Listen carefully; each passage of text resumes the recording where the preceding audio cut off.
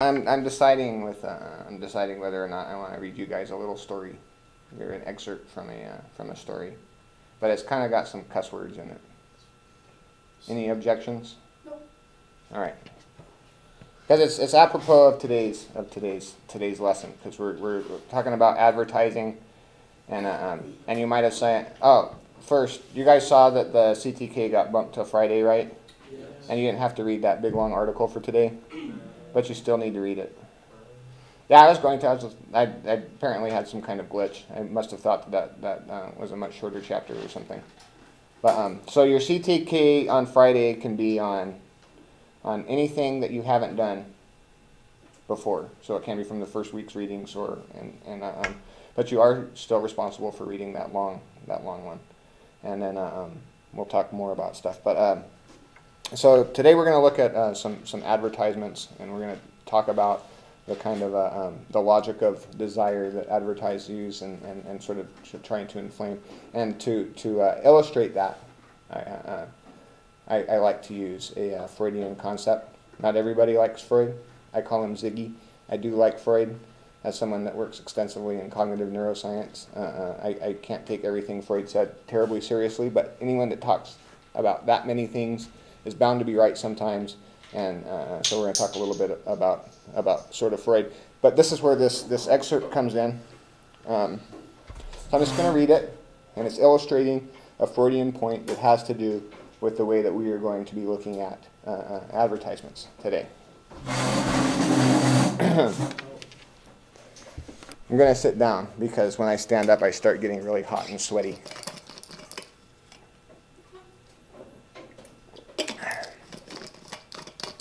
So it begins with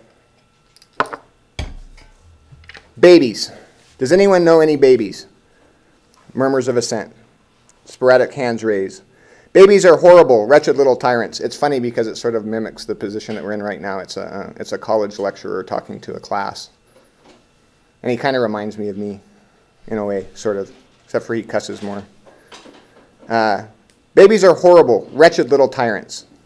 Do not think they could love you. They do not. They do not have the slightest notion of what you could possibly be.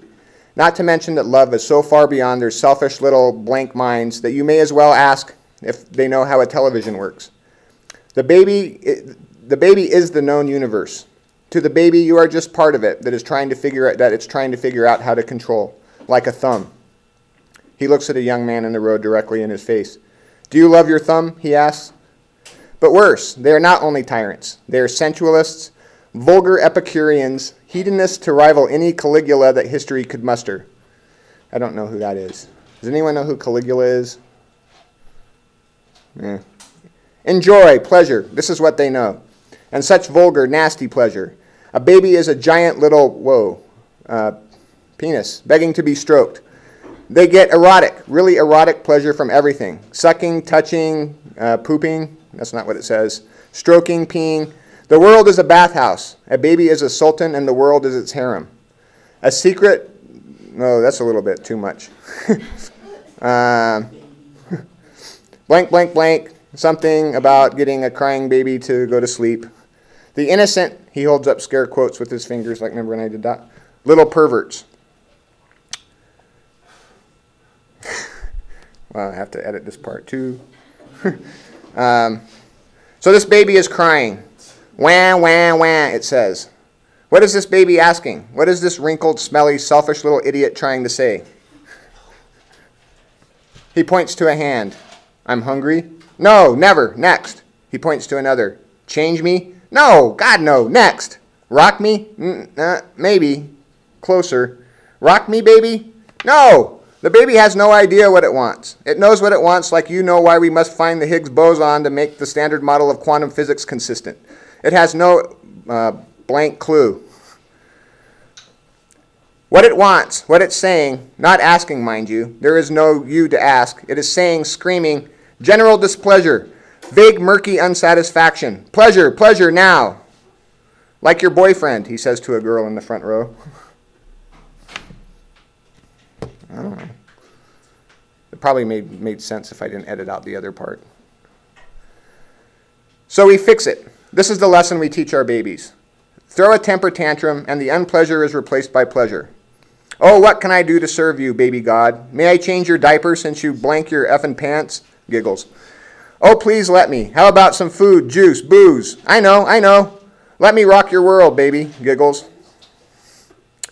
So this is the thing we learn best of all. This is the first thing we learn. This is really the only thing we ever learn. Wah, wah, till this vague feeling of not ultimate, complete, engulfing pleasure goes away. He looks at a student. At the bottom of everything, he says, this is what we are. A pause. There we are, curled in our mother's lap, folded in her arms, gently swaying back and forth, completely smothered in drippy, syrupy, delicious mother love, oblivious to everything, dissolving in pure bliss, softly slurping on the softest pillow we will ever know, warm, rich mother's milk sliding down our gullet, hot, squishy blank smushing between our butt cheeks, completely unaware that this, right now, this moment, is the last moment of pure satisfaction we will ever know for the rest of our long, monotonous, tortured, little, pathetic lives.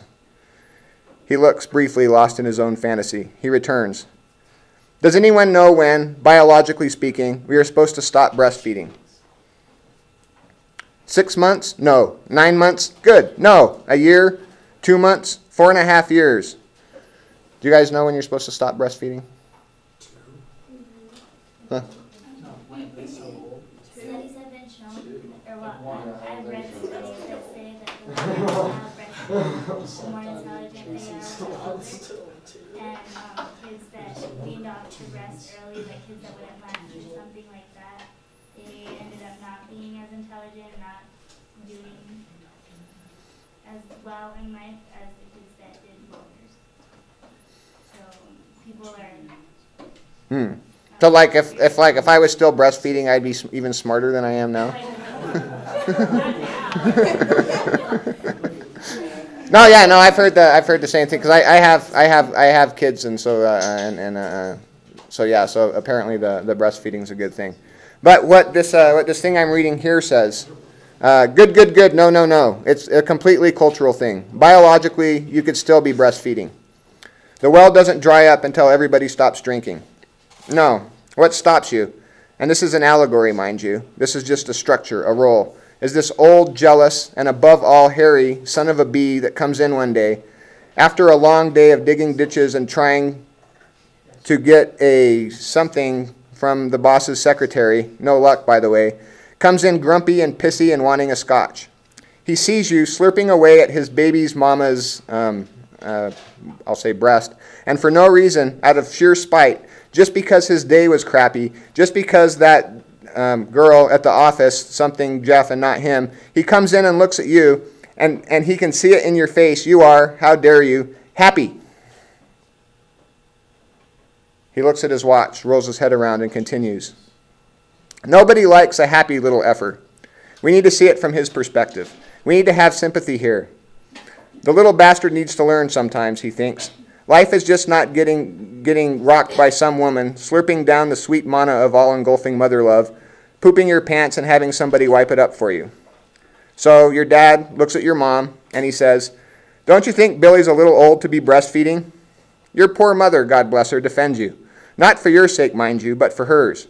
You are filling the gap, blank slate that you are, in her empty, loveless life. Poor thing, she thinks you actually love her. She is completely unaware that you are just this little self-serving something-off machine that is completely using her in the worst way you can use someone.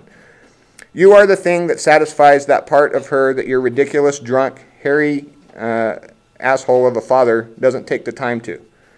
This is hurting her just as much as it is you. Sorry, I missed the bleep on that last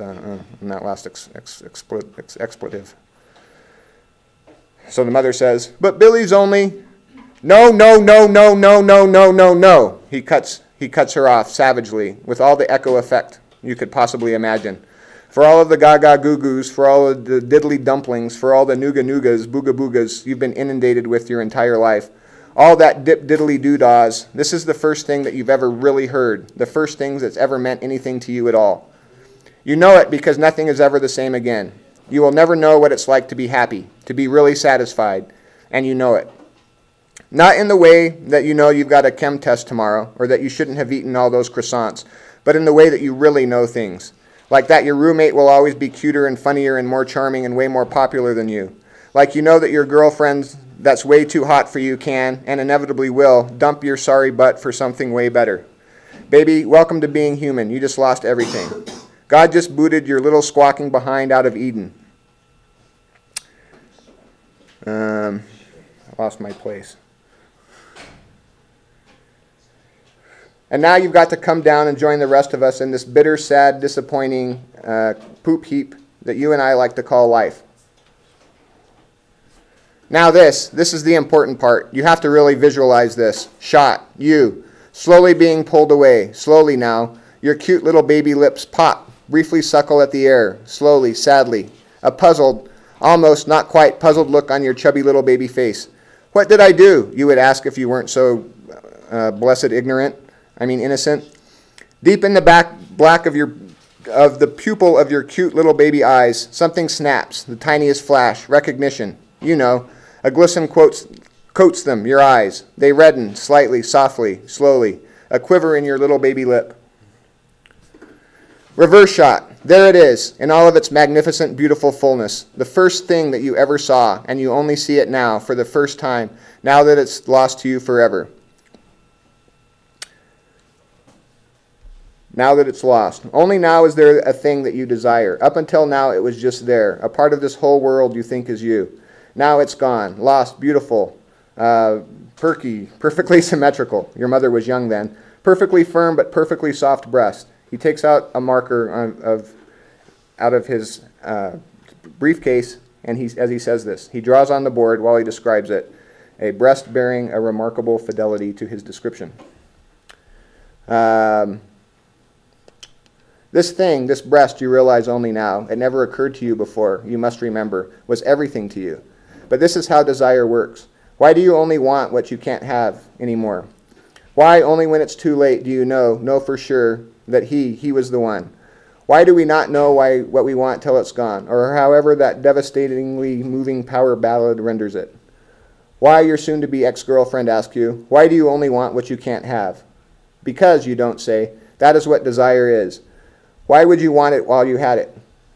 It was there so you didn't even know it was there. You only know about air from being without it. You only feel it when it's missing.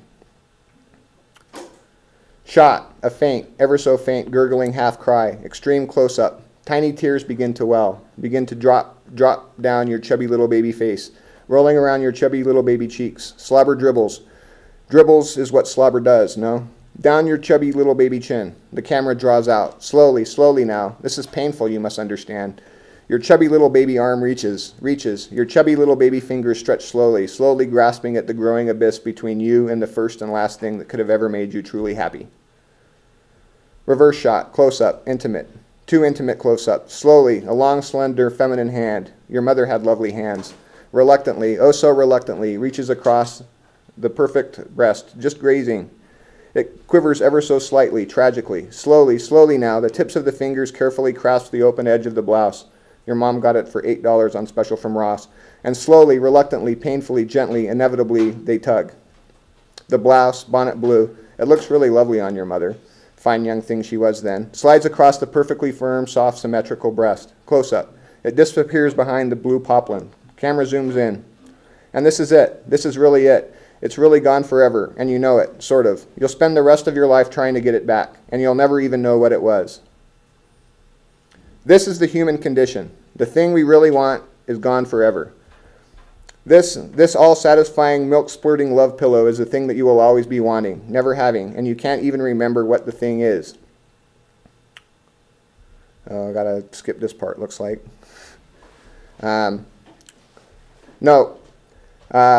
You will probably not spend your entire life actually chasing actual boobs. No, life presents us with all kinds of substitute boobs.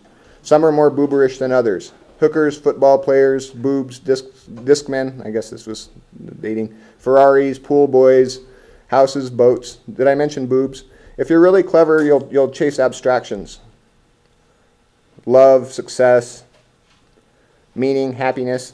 Abstractions are better because they're harder to actually get, but blah, blah, blah. Okay, that's the point. Yeah, so the point is that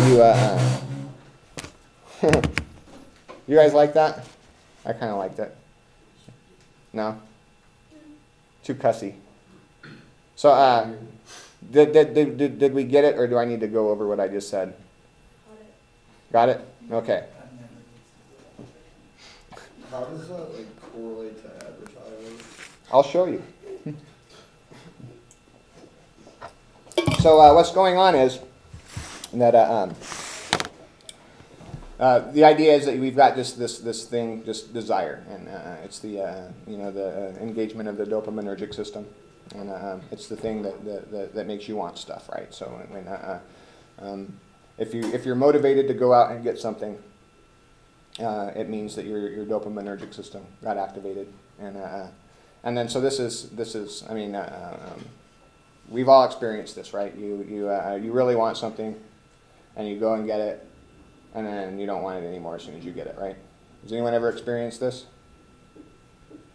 And those of you who haven't are lying, because what happens is your dopamine system shuts down as soon as you get the thing that you want, and you get a different kind of reward, it's a different kind of feeling, but it's never going to be like the thing that you want. So the psychoanalytic allegory sort of is a way to look at that without knowing anything about brain chemistry. And so Freud's idea was that you just keep you get desire inflamed, and you just keep chasing different items, and one switching out of the next, and that's how you spend your whole life, and that's what keeps you going. Because otherwise you would get what you wanted, and then you would never do anything again, right? Can you think about how bad it would be if you just wanted one thing and then you got it? Like, what would you do with the rest of your life? I mean, it'd be really sad, right? It's like sit there and but you don't want anything. Yeah. So it's I was gonna say that's not necessarily true. If you get something that you want, you can also desire other things, or well, yeah. Well, that's what happens. You start desiring other things, right? Or you can want to help people achieve what they want. So is that really helping yourself get what you want, or is that helping someone else get what they want? Well, I mean, just from the level of what your brain's doing. If your dopaminergic system's not engaged, you don't want to do anything. So if you want to help people, you wired your brain into getting your that system engaged on being that's what you want. I see. Okay, so what is it? And then so I want to talk about that, and then sorry, I'm having iPad difficulties here. Had to get back to my notes. I just tried reading that as an experiment. Was that offensive, or did that work? Should I do that again ever? I mean, not to you guys. I should probably go in and edit it. Is that cheating? We read the cheating thing, right? Yeah. Mm-hmm. Did we like the cheating thing? Yeah, it was true. Some real shit. It actually works in the room, I'm pretty sure. Yeah. That's what I chose this, and I gave you plenty of time to read it because I wanted you to really get it. And it's because it's talking about the things that we've been talking about in all the other articles, but it kind of brings to bear on like reality. So because we all kind of cheat sometimes, right? Yeah, I even did it for 2 more, so I seemed smart enough to get those, but not too smart that I keep asking why I do. Yeah. I know I myself actually cheated when I was just going on seeing if I could figure out the matrix task. Did anyone ever stolen anything? Anyone ever worked retail? There's here, I'll cover the camera so there's no evidence. Did any of you that worked retail ever steal anything? Not one little thing? I don't believe you. Everybody that works retail steals something, and you know how I know? Because I had to do the books at when I worked at a retail store in the 90s, and I learned something that they build in to their budget 30% loss from employee theft. They know that you're stealing, And as long as you don't go over the top with it, they don't care. That's fine, because then what they can do, and this is the, and that was the most interesting thing that I've ever said. But what they can do is justify screwing you over by giving you non-living wages in their mind, because these bastards are stealing from me anyway. And then you, in turn, can use the same thing. They're screwing me over by giving me a not living wage to justify you stealing from them. And so it's one of those beautiful vice cycles that goes on. Don't steal. Don't get caught. Don't get caught stealing. So I like that you should if you ever find yourself in a lecture at MIT, you should see that guy's act. It's funny because he comes and he's really Tony Robbins guy. You know, he's like, you can get whatever you want by cheating. And then so everybody just thinks that, you know, like it's going to be like, well, what cheating really means is, no, he just really means cheating. And because you can, right? Cheaters win all the time, right? Mm-hmm. So like Lance Armstrong. You guys know who Lance Armstrong is? The bicycle guy. Got caught cheating after denying it for a really long time. Says now, after it's all said and done, that he'd do it again. I would too if you become that famous. Yeah, I mean, what's the downshot? So he gets his titles taken away. He still won. He still won. He still got all the girls, all the money, all the, you know, like, yeah, take my titles. But anyway, so there's not a real lot of incentive to not cheat. So I mean, and so Ariely's point is really that it's amazing that we don't cheat more, right? Because if we were rational, we would all be cheating all the time. I feel like we do just in a portion. Yeah, that's it. So we just do just enough to make us not feel bad about ourselves. That's why if I'm like a con man, I'll cheat all the time and I'll still feel good about myself, right? 100% all the way. And some people just like, they just don't care, they'll just cheat, you know. I feel like if that study was done in a different school, there'd be a different outcome, to be completely honest. It's been replicated. You can In other schools? yeah, it's a big thing in the social sciences, because the social sciences right now are under attack because they have a lot of kooky experiments that everybody thinks was true, but they don't replicate. So they're being really good about replicating the new stuff that comes out.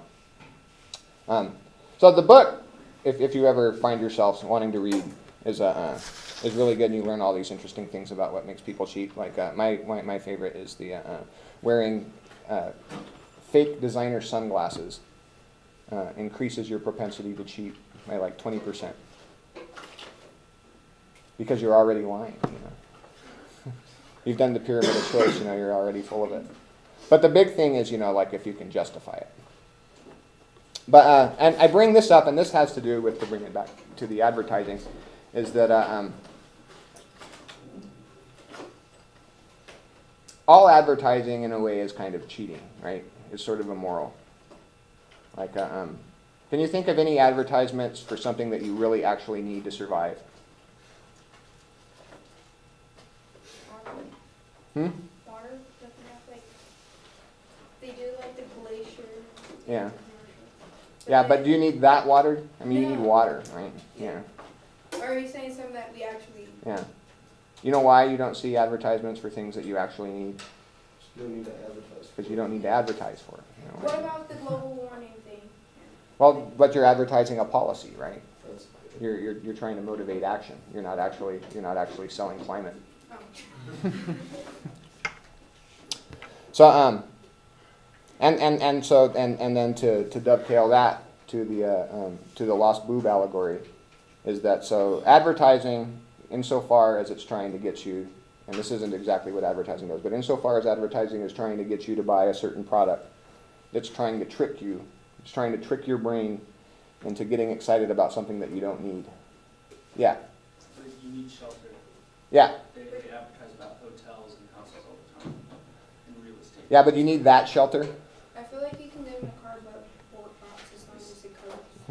I mean, are they advertising like shelter, like, or is it luxury? You know, is it? Hey, this is it. 4 walls, a roof, a heating system, and a place to poop. That's what you need, right? I mean, I guess bare essentials. Yeah, and then so what you get advertised are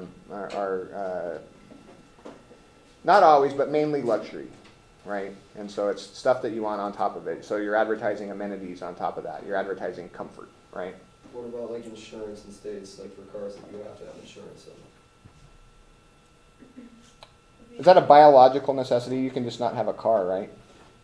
Or if you've ever been in a car accident in the state of Arizona, you will find that a surprisingly large number of people somehow manage to operate their vehicles without, in fact, being insured.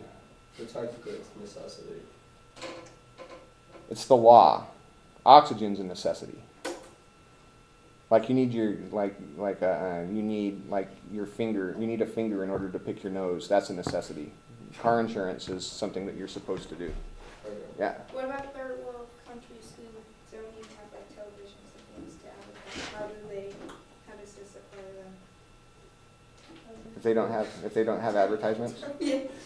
Like, do they still go around walking around saying, here's like some clean water, or like what do they? Well, if they don't have advertisements, and they don't, I mean, I'm talking about the ethics of advertising, right? Oh, okay. So I mean, if they don't have advertisements, but no, there's con artists anywhere that there's more than 3 people in a room. You can watch any reality show and get this proof. Anytime there's more than 3 people in a room, somebody's trying to con somebody out of something. It's the stuff of humans. We're always lying to each other, cheating each other, trying to get something out of each other. You know, it's called interaction, right? Love, giving gifts. Right? Giving gifts in order so we can get a bigger gift back. Trying to make ourselves look cool so people will listen to us and do what we want, or at least not beat us up. So I want to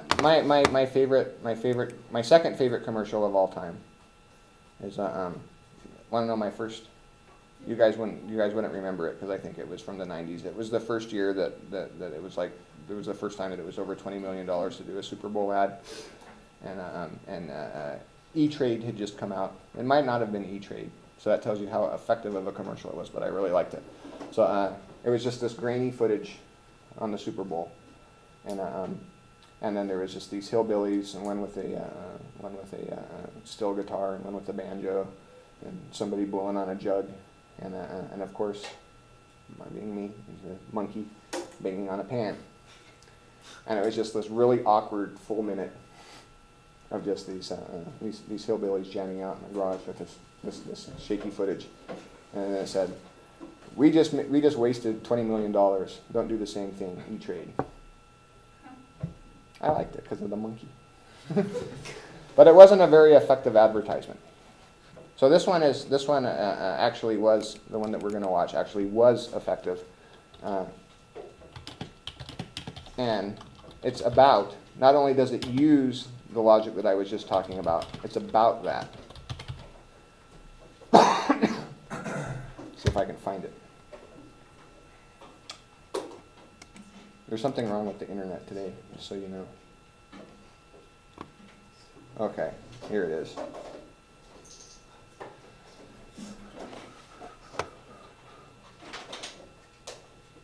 Oh, I gotta turn this thing on.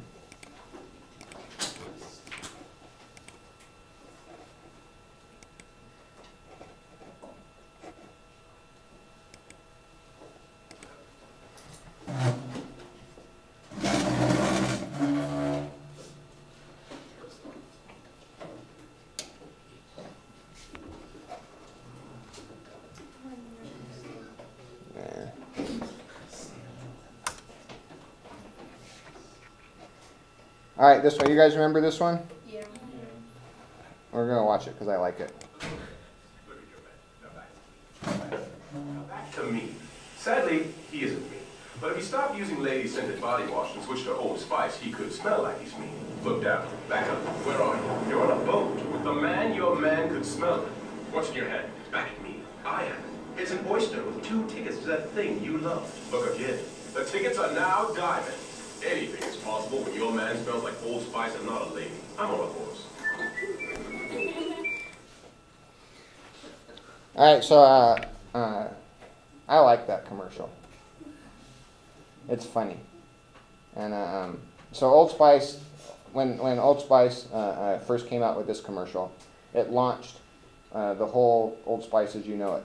Before this commercial, Old Spice was a really, really, really crappy cologne that was like $3 that you would buy at Safeway. It was like a joke. Do you guys know of the cologne Brute? Yeah. It's the equivalent of Brute. It's just basically just for hobos to drink, if they because it was easier to steal than booze. And then so this commercial jumping in the scented body wash, male scented body wash craze, made Old Spice a relevant brand, and then they made a lot of other commercials. Some people like the other commercials. I don't think the other commercials are actually as effective, because I think that what they thought was good about this commercial was that it was quirky and kind of funny. But what I think is good about the commercial is how it utilizes the Freudian allegory in good, if we're going to be good neuroscientists, we'll call it affective resemblance. So like you know how like when you dream, weird things kind of take the place of other things. So you know, like if you're dreaming about like a guy that you like that guy doesn't necessarily stay the same guy through the course of your dream. Or you know, like a feeling of home. You know, like so that's the affect of you know, like feeling at home. And like you feel at home in your dream, but it's like a cluster. It's like part your grandma's house and part your house, and part like some people have like distinct dream worlds.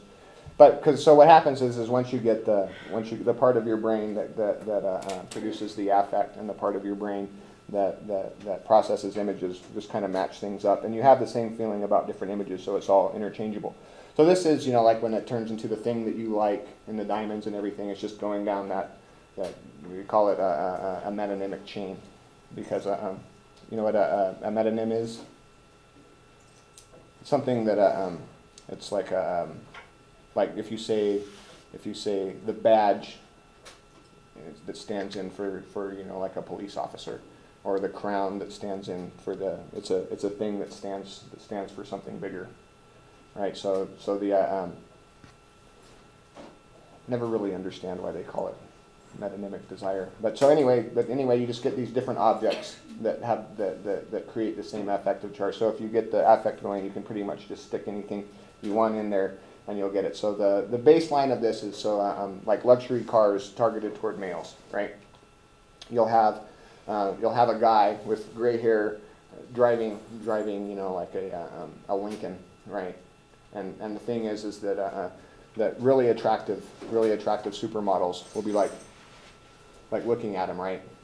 So this is like the base. So it's obviously trying to play on a cue of desirability. So you know, like you want to be desired by all these supermodels, so you buy the car, and then so that's the logic of the advertisement, right? It's pretty clear, right? Do you disagree? No, I just have a question. Have Yeah. you seen the Matthew McConaughey Lincoln commercial? Yeah. No. How would you explain that one? That he signed a contract, and they didn't say that you can't have a hobo beard. And because the first one was, you saw the first one when he's like really serious and clean shaven, and it's all on the up and up. But I think that he's just, I think that later he's just like, all right, we're on contract and I can do whatever I want. So I think that somebody's probably in big trouble about that. And they've got to shoot the commercials because, you know, Matthew McConaughey would demand a lot of money. So maybe we can look at that one later. So I want to look at this one more time, because I've got to do a little rhetorical analysis about it. Some of the other ones are funnier. All right, so how do I get back to the one that I just was at? That, right? Reload. Okay. Hello, ladies. Look at your man. Now back. So he says, hello, ladies. All right, who likes this commercial? A couple of ladies. He's kind of creepy. Really? Yeah. Interesting. I think he's super cool. I wish I talked like that. Yeah. So he's ostensibly addressing the ladies. So if I'm deciding who the audience for this advertisement is, am I going to say it's to women? Hmm? I feel like it's not. I feel like that you're probably right.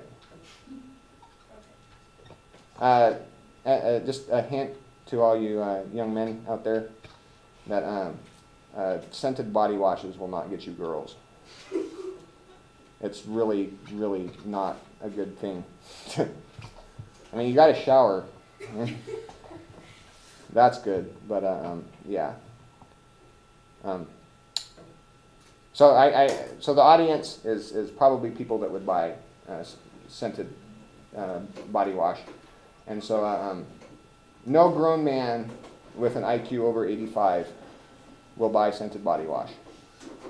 So it's a very targeted demographic of highly motivated young men that are really trying to become popular with the opposite sex, but don't really know how to go about doing it. So I'm going to say 15 to maybe 26 because male brains take a long time to develop. Has any of you ladies ever dated somebody because he smelled like body wash? Even Plus. If you smell it, you're like, oh, this smells good. okay. I take everything back. Go off and get all the body wash you want. It's not the 0%. All right, but so he says. Uh-oh, I'm in trouble again. Now back at your man. No. So back at your man, now back at me. So this is using it. It works kind of like a joke. So so the ostensible or supposed rhetorical situation that he's addressing is he's talking to my girlfriend who's sitting next to me watching TV, right? And so he's talking to her. He's saying, look at him, look at me, look at him, look at me. But he's not really talking to a girl. What he's trying to do, and very transparently, and that's the joke, is that he's saying like, hey, this could be you, this could be you, this could be you, right? Yeah. Sort of. Now back to me. Sadly, he isn't me. But if he stopped using lady-scented body wash and switched to Old Spice, he could smell like he's me. Look down, back up. Where are you? You're on a boat. The man your man could smell it. What's in your head? Back at me. I am. It's an oyster with 2 tickets to that thing you love. Look again. The tickets are now diamond. Anything is possible when your man smells like Old Spice and not a lady. Huh? More of horse. I'll never understand horses. Does anybody like horses? Yeah, I don't like them. It's weird. I don't get horses. I don't know how to ride them either. But so yeah, so you've got so it's the identification. So you guys all read from your student guide, right? Let me turn the light back on. This thing. Anybody bring it? Did anyone bring it? One person. 2 people. I brought the other one. Huh? I take it out. You brought the other one? Okay. All right, well, I actually anticipated this.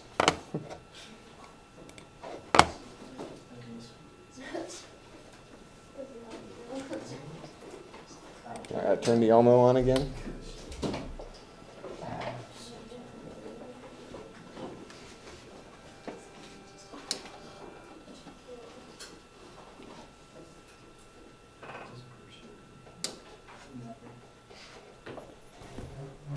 So we have this thing. That's last time I pressed a button on this, it broke forever. So this is the in your book, advertising analysis. Try it for yourself. So I'm looking at number 1 here, and so I'm doing a little mini rhetorical analysis of my advertisement. Unfortunately, I only have the one monitor, so I can't take you through the actual ad. So what image or words stand out? What quick first impression does the image-word combination give you? So this is geared toward a print ad, and which is interesting because nobody really pays attention to print ads anymore. So I'm gonna just kind of I'm gonna just pretend like it's not applying to a print ad, and I'm gonna change the language slightly to make it apply to a video ad. So what images or words stand out? So what images or words stood out in that commercial to any one of you? Didn't he say something like, "You can be me"? Yeah. Yeah, so it's actually making me, so he's like, so you can, well, you can't be me, but you can smell like me, and you can sort of trick your brain. And then he also showed like expensive tickets, and then like an oyster, which usually have pearls, and then diamonds, and like he was on the boat, and he also had the horse, which is all a lot of money.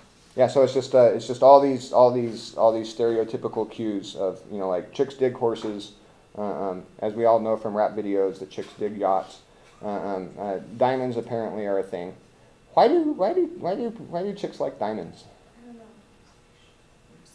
I think it's, I don't like them. Like, I like the money worth behind it, but like. They're pretty useless, right? So status, yeah. So it's a status thing, right? So so like why, like if I'm in the if I'm in the PJs and I've got the proverbial fat gold chain, why do chicks dig that? Because doesn't it just mean that I'm stupid, that I wasted all this money on this fat gold chain? So why would you want to date somebody that was stupid? Well, those girls that watch those things and like them, they think like, oh, if I become your like baby daddy or whatever, Yeah. you're gonna have to pay me. It's because you're looking at him and you're like, that's a sucker. He's going to spend money on stupid stuff. I want in, right?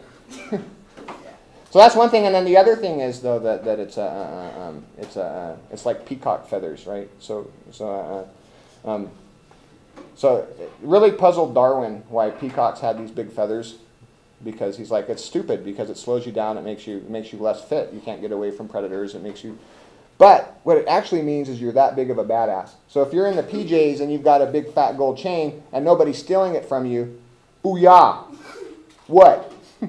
Right? So that's a reliable indicator of, you know what? That's the guy. That's a side thing. So what we have with the advertisement, let me switch back to the advertisement. Everybody memorize this real quick, these four. Oh, I just saw my finger up there. I hate that. I'm not going to go back to the advertisement because I've got the Elmo up and I'm not going to mess with it. You know my luck with the Elmo. It's never worked for me. This is the first time. So it switches all these objects of not necessarily what women really want, but what men think women really want, and it's just making this big chain and associating it with this product, and so it's just like and it's making fun of the process. But at the same time, the process actually works. Has anyone ever been been conned? You know what a conflict? Yeah. So being conned, and you guys know about when I got conned, right? I told you about it last class, right? So we all know that I've been conned. But a really good con artist will. The first thing that a really good con artist will do is point out to you that he's a con artist, because this, for some reason, makes us trust him more. So if you look at all the really good cons, like a guy comes up to you and it's just like, oh no, I'm going to steal your wallet. And as soon as he says, I'm going to steal your wallet, you think that there's no way he's going to steal your wallet. And then afterwards you're like, ah, snap. So this is kind of, and we'll talk more about this. This is in Unit 3 when we start. I want to teach everybody how to be con artists. There's something you can use in life. But we have to build to that. It's an art. You can't just go from that. So first you've got to look at Old Spice commercials. But the Old Spice commercial does that. The Old Spice commercial knows how advertisements work, and it takes you through it. But while it's taking you through it and making fun of it, it's actually doing that to your brain, which is why I think it's a really good commercial. Okay. What can you identify about the rhetorical situation, i.e., about the message, purpose, audience, and context? Well, so I said the audience. I told you why I think that the audience is what it is, right? Because, I don't think that. I think that it would just, because you're not going to buy. Are you going to even as the only person that I know that actually enjoys the smell of body wash? Would you buy an Old Spice body wash? Myself? Well, just at all. I mean, would you for your man? I don't know. Yeah. So I'm going to say women are out because it's obviously it's something that personal items usually are something that you buy for yourself. Like it'd be like me buying my wife's tampons. It's not done. Yeah. I got my boyfriend the Old Spice deodorant. So, is that weird? Is that No. normal? I buy him underwear and stuff too. I buy him stuff. I thought that was a normal thing. So lucky guy. No, it's not. It's not abnormal. I don't think that it happens.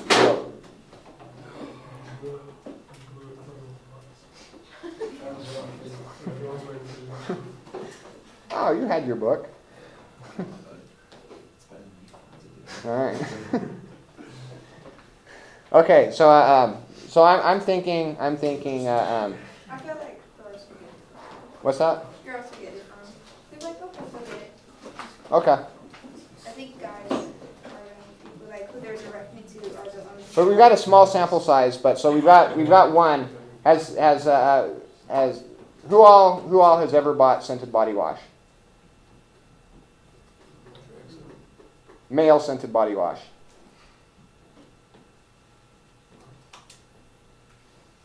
So the dudes and you. Lucky guy. So I'm going to say that a secondary audience maybe is a potential female buyer, a very conscientious. So very conscientious girlfriends, but mostly dudes that are trying to smell better, I guess. And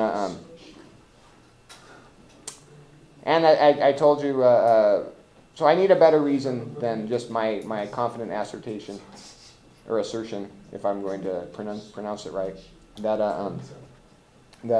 grown men wouldn't buy body wash because you know what? They're too lazy. I've got to tell you, my in-laws' house, there was a bottle of Old Spice body wash in my I guess my father-in-law his shower. So apparently my theory isn't wrong. I wonder if I stink and that's why everybody treats me this way.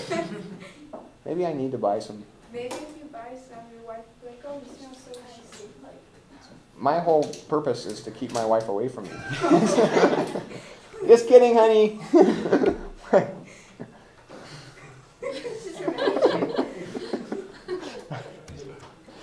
No, there's nothing worse than your wife complaining about how bad you smell. Which I work out a lot, so it's a problem. That's too much information. So then the rhetorical situation. So the speaker creator is obviously Old Spice, right? And what's their purpose? To give people to buy their sense. All right. So primarily, ultimately, the ultimate goal is to get them to buy is to get you to buy Old Spice. The dominant, I hinted at this earlier, kind of the dominant idea floating around advertising right now is that what advertisements are supposed to do is because we're too sophisticated to actually just fall for tricks like this. So what advertisements are supposed to do is create a feeling, a brand, right? A feeling associated with the brand. So every time that that you feel sort of, what's the word that we would use? What's the Old Spice feeling? Like sort of cocky, like at the same time, like being hyper masculine, but kind of laughing at yourself, and just so that feeling. And so they're just trying to create like a mood to associate with the brand, right? And then the idea is that because that'll build brand loyalty because you'll associate the feeling and you'll go through life buying Old Spice. Or McDonald's is an excellent example of how that's not working right now. Yeah, McDonald's is totally blown, and they have the third highest advertising budget, and all of their commercials suck. That new one about math.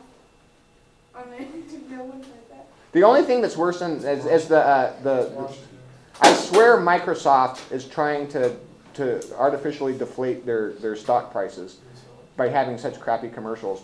Because you know what happens when you put the Macintosh product that most people associate being the premium product, and then your product? It doesn't even matter what you say. It doesn't matter if it bursts into flames. What you're advertising is the premium product. And they should know this. They're spending millions of them. And I make, you know how much money I make? None. None. They pay me in a bag of peanuts. And these people are making millions of dollars with these commercials that anybody would know are completely stupid. Anyway. All right. That being said, and then the context is, it's always on during sports, right? Is that's when Old Spice commercials are on? Yeah, that guy with the puffy hair, the football player. Yeah. Troy, yeah. So, has anyone ever seen an Old Spice commercial on anything but sports? I only watch sports, so I don't know. Is it on the, I guess they don't have soap operas anymore. It's not on HBO. They don't have commercials. What's your favorite TV show? Mine? Yeah. All right, just one that you watch. One that I watch, House of Cards. House of Cards. You ever seen it on House of Cards? Well, that's on Netflix. So. Yeah. I think they do it by channel though. So they'll do it on like Fox, ABC, CBS, and those just happen to be the same ones that sports play on. Okay. If anybody sees one, just when you're watching TV, if you see an Old Spice commercial not on sports, I'd like to know. Because that would be if I was actually doing a rhetorical analysis on this, I would have to figure out if my hypothesis is that it would be primarily on, or you know like car shows or something that stereotypical hunting shows maybe. What else is manly? I don't know. That cigarette commercial, you have to skip, like take your teeth out in your face. Yeah, the cigarette commercials so far as selling cigarettes aren't doing a real good job. Everybody's still buying them. That's the thing. So Well, my cigarettes are something you don't need to advertise. My teacher, for senior year, told us that it's getting so like high up in price that people would rather sell cigarettes and sell them like black market because you make more money than other things. Yeah, I could see it. I mean, I make way more money slinging crack than I do cigarettes, but I do make some some money off bootleg. I feel like our teachers are getting here. I don't know. It's just yeah. Not a gang member. I'm just kidding. Slinging crack. I don't know. Is it sling or sling? No, you said it right. Slinging crack. Yeah, all right. Yeah, see? All right. So and the message is I'm on a horse. And okay. So what other purposes might the advertisement have besides the obvious? Personal hygiene. Personal hygiene, yeah. I think that goes to the cultural desire. I'll do the because this is a humanities class. I think it's degrading to women. Yeah. Yeah. I got a quick question. You know, the commercials on the Super Bowl, like it's a really big televised event. It's obviously known, but like a Pepsi or like a Doritos commercial, right? Like when they air the commercial, obviously like a lot of people have their mind like that. Some people like Pepsi, some people don't. Some people like Doritos, some people don't. Why waste money on that? Like the business, it seems like little. Well, this is the conundrum of the business. So this is what I was telling you why they're trying to build. They're trying to build brand feelings and create presence and loyalty. And it's called the mere exposure effect. And it's the first thing that you learn in cognitive marketing, and that's as far as many of them get. Yes, sir. Okay, so this has nothing to do with this particular Awesome. commercial. But like I think it was last year, the year before, the GoDaddy commercial where Yeah. the chick was Oh, making yeah. out the fat guy. Oh, Like, how would you be able to analyze this and like market it towards anything, to be honest? Wait, isn't it because he went on GoDaddy to make a website, so he made money off of it. So it's not the fact that he's cute or anything or fat; it's the fact that he has money, so chicks are gonna want him. Alright. They're gold diggers. Yeah, the success cue. That's what they Which try goes to to say the on I was the serious. humanity scene. Like, I think this commercial, and I think that, I mean, both of those commercials, neither of them. Making women look like gold Yeah, it's diggers. just like, not only gold diggers, but just like these scent-driven, you know, like, it's like, where's money? I smell money. And then, so it's just all you've got to do is just get them revved up and get in the way, and the next thing you know, like, you'll be making out with a supermodel. But,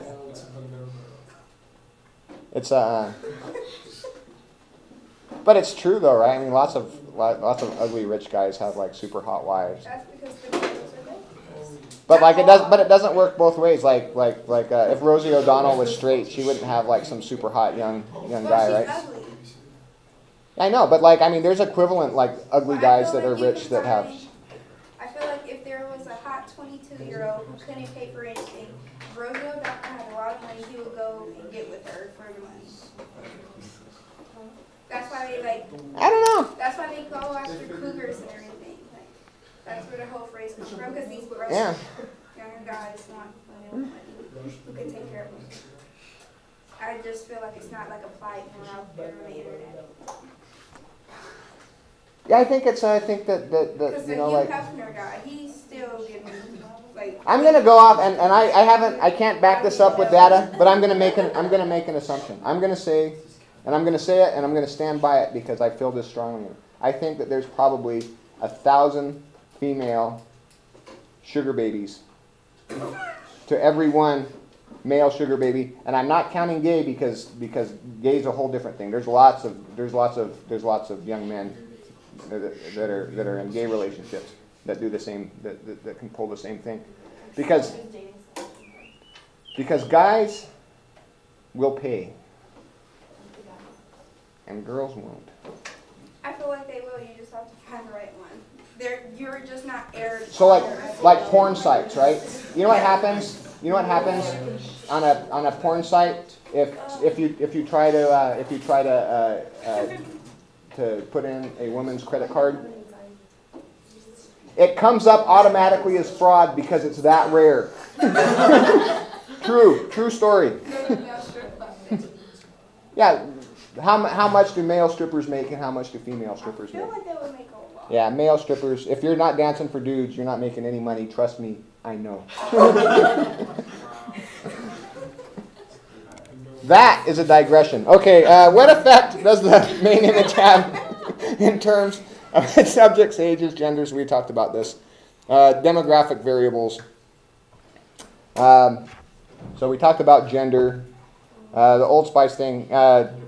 He's a black guy. Is there a race thing going on? He has a white horse. He's on a white horse. Do we want to do the race thing there? I don't care. Maybe about. The white horse has nothing to do with race. Yeah, I'm gonna go with the. I'm gonna go with the right. He's got white pants too. The white horse is like, isn't like the white horse like royalty and stuff? Yeah, the white royalty. So it's a class. I mean, like white horses. I don't know. So y'all ladies that like horses, are white horses more valuable than a black horse? Let's try the race thing. Arabians? Arabians? Arabian horses? I don't know. Is there, all right. We're talking about horses. Okay. Yeah, you started talking about Oh, I didn't know there was Arabian horses. I know nothing about horses. Yeah. Well, just like thinking about, like, for example, like Disney movies, like a lot of the horses in those movies are white. I don't know, it's just like a princess thing. Yeah. Knight and princess type, like royalty. Yeah. Type And the white horses always Yeah. look bad. Is that like what's different into? Like that's like technically Yes. like a woman's fairy tale is the man. Yeah. Knight in shining. The knight in shining armor is usually on a white horse, right? Yeah, but they always seem to be the thieves if you're on a black horse. Like you can see them come to the beach. So maybe it is. Maybe there is something race going on But with I the feel horse. like they did use the black guy to say, hey, we're not racist towards black people. So the black people like, oh, like, let's go with this. All right, let's talk about it. Why do you think? Well, and Old Spice uses a lot of black guys in their ads, Because, right? like, But you have Tip- to also. I mean, he's just like attractive. Like, Yeah. body. Yeah. Is he famous? Isn't he famous? Yeah. Yeah, he's just really cool. I mean, just as you know, like as a straight white guy, I'm just like, yeah, he's really cool. I mean, he's cool guy, man. Yeah. I'm comfortable with it. I think, well, you know,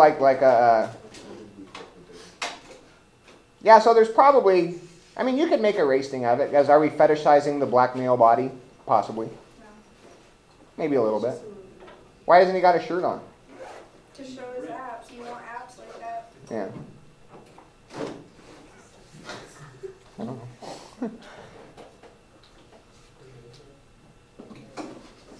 Yeah, so I can't do anything with the race thing. I think I heroically did something with the gender thing though.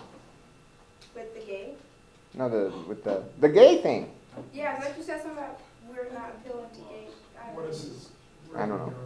Yeah, I don't know. Well, these things you have to cover. Number 5, here we come. Cultural desires is the advertisement appealing to. What is a cultural desire? You guys did the reading. Can anyone tell me what a cultural desire is?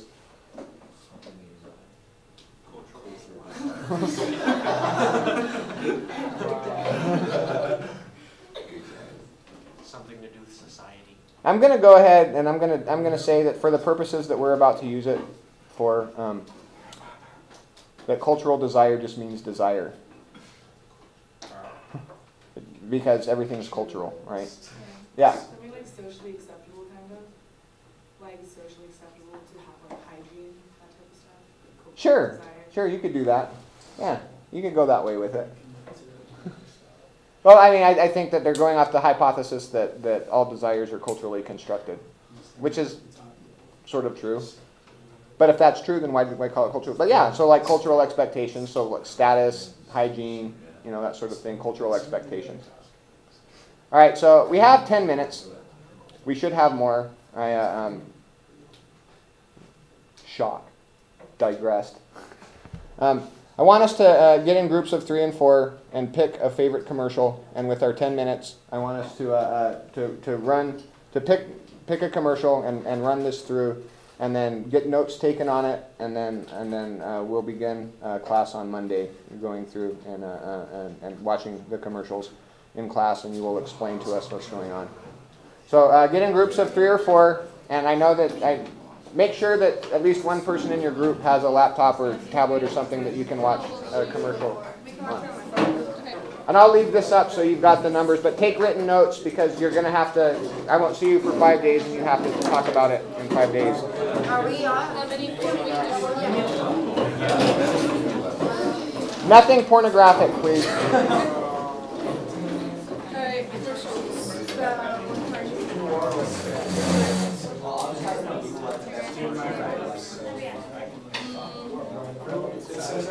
Well, the one I'm most interested in is kind of cool.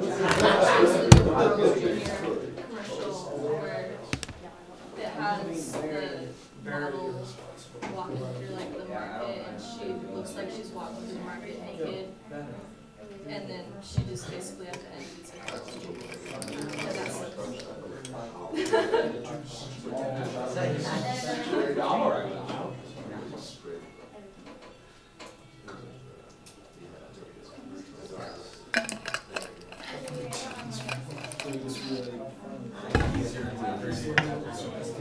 Yeah, that's what we should do this after the Super Bowl. Yeah.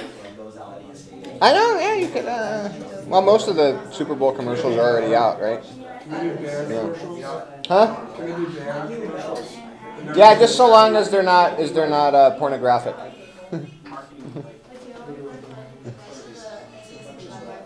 No nudity, no F-bombs. Did you just look disappointed? Did you just look disappointed after I said no nudity and no?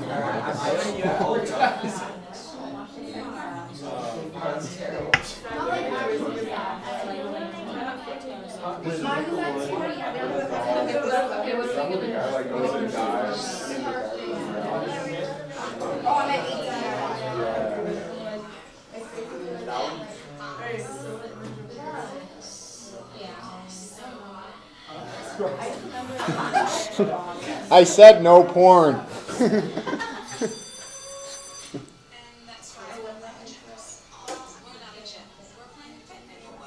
So hard. Oh, it's, what the hell? This literally says go, GoDaddy versus Moss Budweiser. Okay. Oh.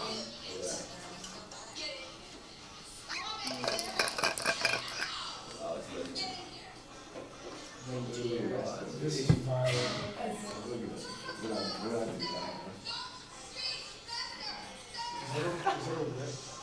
Yeah.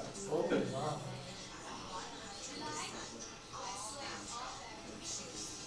That was so aggressive. Oh, yeah.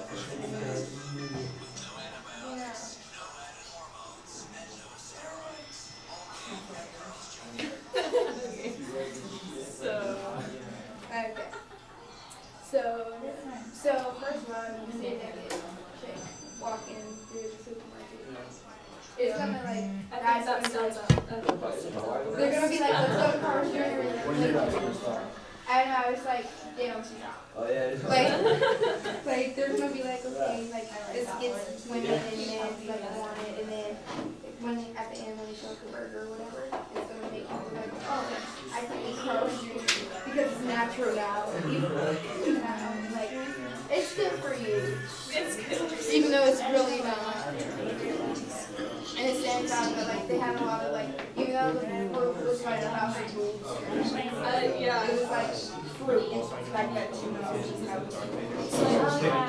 Yeah, I am. So the audience, I think, is like guys. And then again, it's for a girl. I feel like it's Or maybe both. girls that want to look like that. Yeah. And say, oh, I can eat hamburgers and still look like that. Exactly. I think it hits both. The nudity for the chicks. I mean for the Hi, guys. guys. Yeah, and then okay. Is that like the second? Oh no, that's the second. And like maybe that's when you're just like, oh, what's going on? And you're like, oh, you want to see what happens. Yeah. Maybe you're like, oh. Like how can you look at the I don't even know.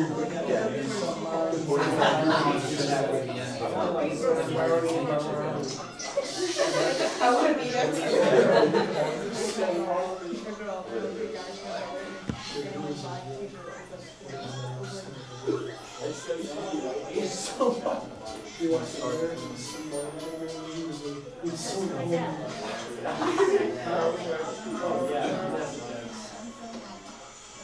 You see the SNL ring? Yeah, they're so weird. Jim Carrey was Was like, that like when Sean did And then so the first one you see like fruit nudity and like the way that the guys like just are drawn to it.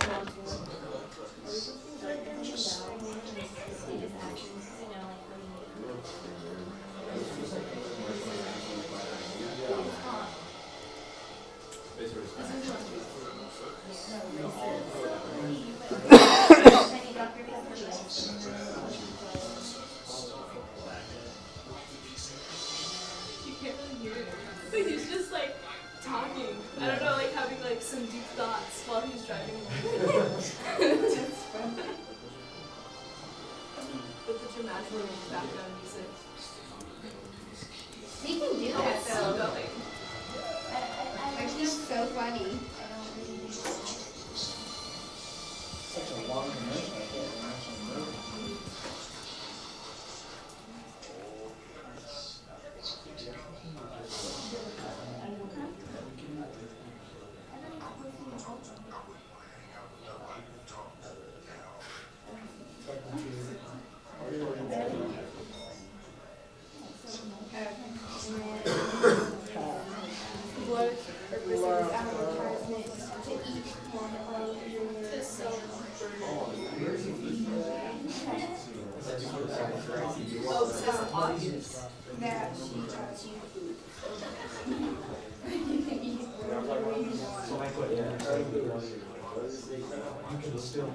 Oh yeah, those are actually really good.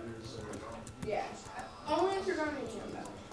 Like, those girls. Yeah, it's big time. Because he got a good job. Just, you can tell. It's like high.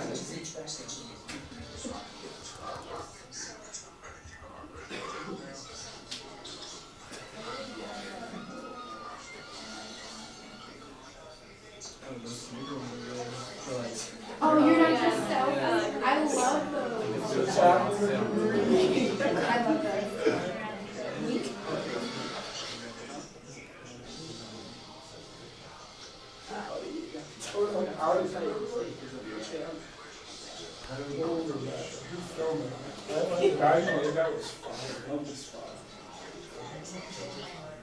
Ted, you did you do that?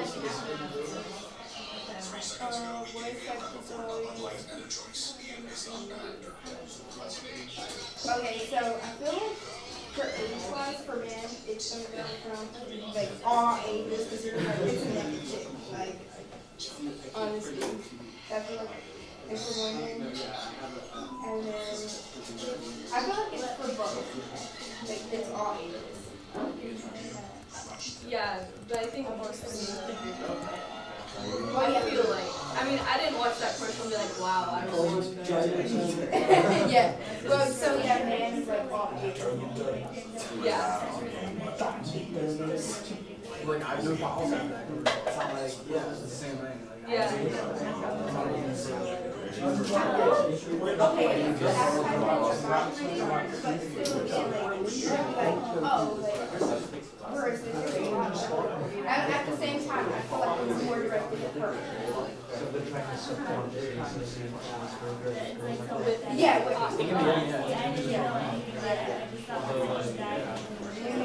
All right, be sure you look at the updated schedule, and we'll finish this up on Monday. Have a nice weekend.